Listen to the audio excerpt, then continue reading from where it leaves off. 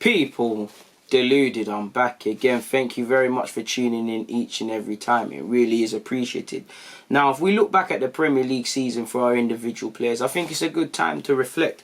I'd like to speak about Joe Willock. For me, I give Joe Willock a 5 out of 10 for this season. You know, a 5 because I think, when I look at it, his performances have been very average, but I don't think he's been poor. I think he's shown that we can move with him. Whether he wants to be a squad player, first team regular is down to him because, of all his starts, he's not started too many or completed 90 minutes. If I look at my statistics, he's only completed 90 minutes once. He's made 29 Premier League appearances, but 21 have been off the bench. So, just as looking at a player, and looking at him, I'm sure he wants to be a first team regular. He's spoken about England ambitions. He's got to probably ask himself, why am I always being subbed on? Why am I always being subbed off? Why am I failing to complete 90 minutes? And there's something in him. I personally think Joe's playing in the wrong position. Now, Longberg, Emre, Arteta have all played him in this advanced role. They all have way more collective years of footballing experience than I'll ever have. So I'm prepared to concede that they know something I don't, can see something I don't. But I don't think that's Joe Willock's skill set.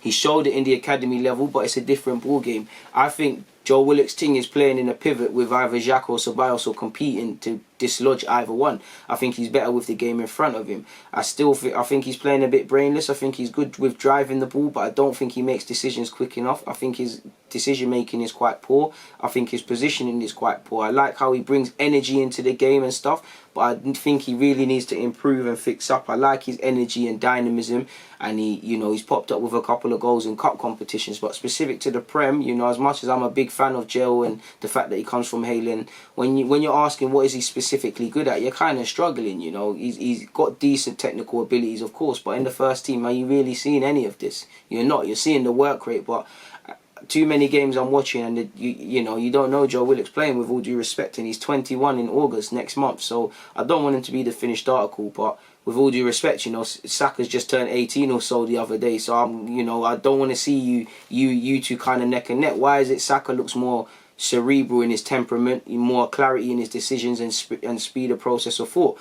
Just because Saka's excelled and you've got Saka and Greenwood, I'm not saying every youngster has to excel and hit the ground running. I'm talking about the speed of thought. Joe Willock's played enough games collectively now. You must be touching on 40-odd appearances for Arsenal to be street smart enough. I don't think he's been poor. In fact, he's made 61 appearances collectively for Arsenal. So he should be a tiny bit smarter, a bit sharper. I'm not saying he must be PFA Player of the Year worthy, but a bit sharper.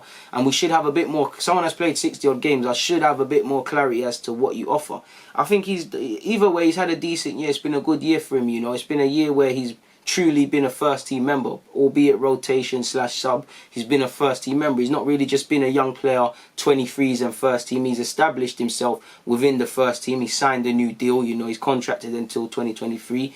Clearly, he's doing something on the training ground. If Emil Smith-Rowe's been loaned out, Nelson's been on the bench, but Joe is, seen as one of the more advanced youngsters and things like that. So he clearly is doing well. And at the start of the season, I think he played well. He played well against Newcastle and Burnley. Forgive me if I'm wrong. He played well he's played well twice against Liverpool. In the cup, he scored a banger and he switched off, allowing one of the runners. But I did feel in the cup in the league, he was actually decent at Anfield and he deserved his spot. But since then, it's down there. And next season, you just want to see Joe Willock play with greater consistency, play with greater maturity, have more of a foothold on the game.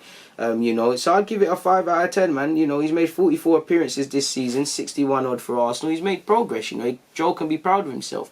But now I want to see a bit more, because when I isolate it from you being a young player and all these things, I need to see what you're bringing to the table. Because I look at all the other midfield. Ceballos, he might frustrate with his spinning around all the time, but he's there to try and get it forward. Xhaka does a bit of everything. Torreira, there's concerns, but he's there to put a foot in. Joe, what is he? I think he's a pivot, but Arteta's playing him as a 10. If he's a 10, I need to see he dictating the tempo of the game. I need to see goals and assists, and at times he has got that, but at times his decision making isn't there. He's a bit too raw and rash. There is actually a case to go out on loan. I think he's probably going to be needed to be a squad player. Will he be able to get significant football next year? Who knows? But I think I do see something in Joe, man, to believe he's got a future here at Arsenal long term. But it's like I said, man, the older these players get, the more you're kind of looking at them with a harsher eye. And as much as I like Joe, until I can ask myself what is Joe Willock in terms of his specific midfield role and get a definitive answer from myself, I think I'm always going to ask myself. For me, he's box to box, but he's not playing there. So he's not, is he? Until I can see a clarity and think he's got a future in a certain role, I don't know.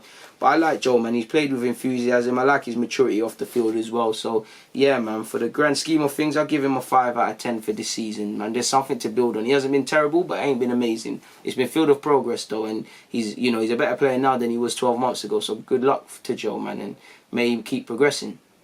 On that note, though, people, Deluded, I'm out, man. Comment, like, subscribe, do the rest.